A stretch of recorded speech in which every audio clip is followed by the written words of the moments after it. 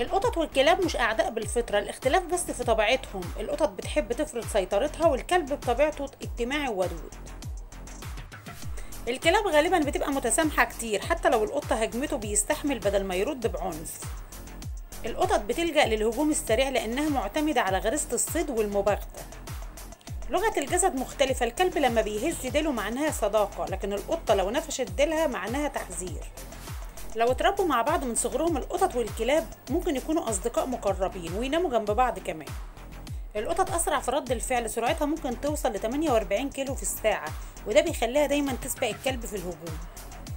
الكلاب بتحب أكتر تعيش في مجموعات، لكن القطط بطبيعتها مستقلة، وده سبب إنهم بيتصرفوا بشكل مختلف.